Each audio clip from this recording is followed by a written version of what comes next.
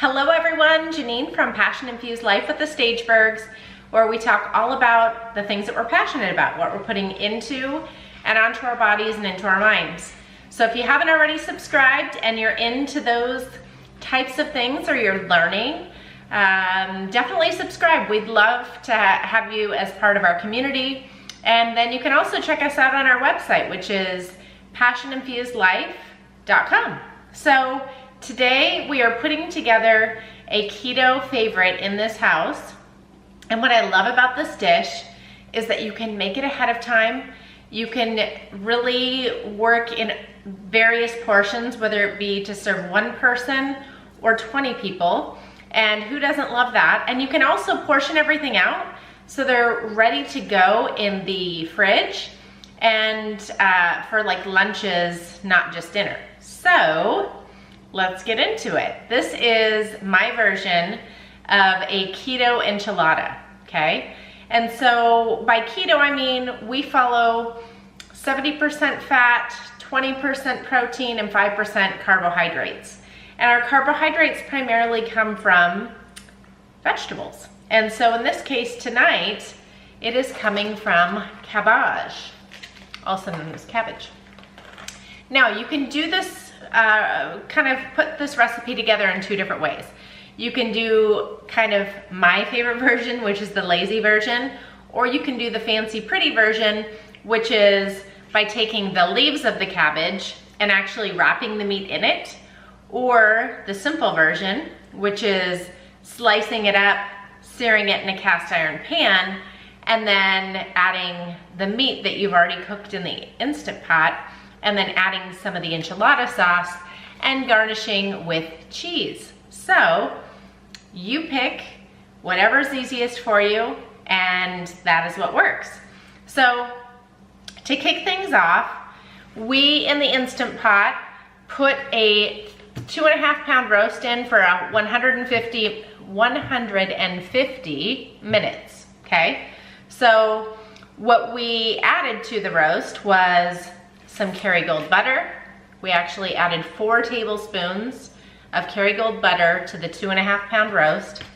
Generous amounts of Himalayan Pink Salt. We just used the Kirkland brand. And then a jar of Jeff's Natural Peperoncinis, okay? So the reason I point that out is because in peperoncinis, if you don't look at the ingredients, you will find that there are some really interesting ingredients that should not be ingested, in my opinion. So pick a clean version of the peperoncinis. And you're going to literally take the lid off and dump it in. Peperoncinis and juice and all, okay? And so, like I said, you're gonna cook that in the Instant Pot for 150 minutes for a 2.5 pound roast, and then you're going to let it naturally release. So for those of you that are new to the Instant Pot, that means you are going to not flip the lid. So like the lid here, you can actually flip it and let the steam come out, or you can let it slowly come out on its own. We let it slowly come out on its own, okay? So now that the roast is complete, or all nice and tender, what you will see is you've got this amazing juice, you've got the roast, and you've got the peperoncinis. So what I like to do, and this is because it's late, it is a Thursday night and we have soccer. So what I'm doing is I'm just going to cut the cabbage in half here.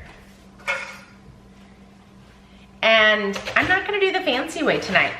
I am going to do small shreds, and then I'm going to roast them or sear them in a pan full of avocado oil on a really high heat for a really short amount of time. Because I like to not cook the you-know-what out of my veggies. I want those nutrients still. And so I'll probably sear it in for about 2 minutes total, okay? And so I always take that first second layer off. And then I'm just going to cut this in about 1 1/2 inch to 1 inch sections here. Then I'm going to go to my cast iron. I'm gonna have that preheating on medium high, and I'm going to add a tablespoon of my avocado oil, and I am just gonna throw this cabbage in, okay? So as soon as that cabbage sears up and it's done, I'm gonna throw it in a bowl. This actually will serve 2 people, this amount of cabbage. But remember, cabbage does cook down. So I'm gonna go ahead and that'll serve 2 people. So I'm gonna throw my roasted cabbage in there, okay?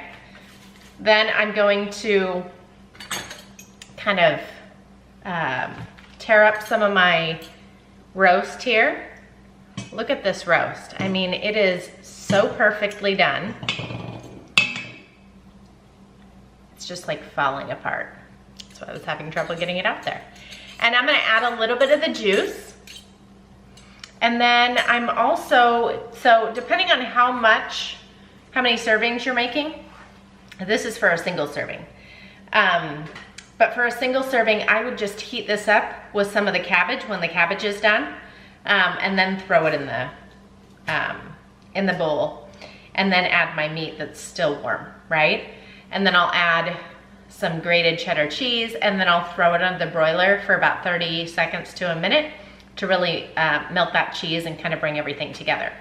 Now, if you're wanting to make this for more than 1 person, what you could do is in a baking dish, you could layer some of the meat, some of the cabbage, which you could kind of roast or sear up in a cast iron a little bit before, just to get some of that kind of caramelization. And then you would pour over I like enchilada verde, but you can use a red sauce as well. Check these 2 for like a lot of gluten and corn and canola oil and all those things that you don't want. So you would, like I said, put the roast in, maybe sear some of your cabbage first, throw it in here, add your enchilada sauce, and then cook that. So you didn't roast the cabbage beforehand, so you'd cook it for maybe 10 minutes just to kind of bring everything together and heat everything up, and then top it with the cheddar cheese.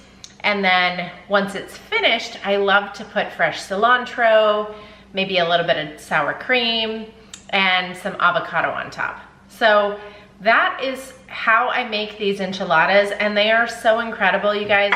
You're not gonna miss normal enchiladas, and you're gonna feel incredible after you eat them. There is no guilt involved. And I love too that you can cook this meat ahead of time while we're at work or running the kids around, and it will just be here waiting for you. And then you can portion it out and keep it in the fridge and do just the single portions that you want, maybe for a lunchtime or something. So like I said, if you like this video, if you like our recipes, like this video, follow us, hit the bell so you get notifications when we post videos. And any comments, any ways that you might modify this, share. We love learning from you all. We love sharing all of these ideas. So on that note, have a wonderful night, and I'm gonna go enjoy these amazing keto enchiladas. Thanks, guys.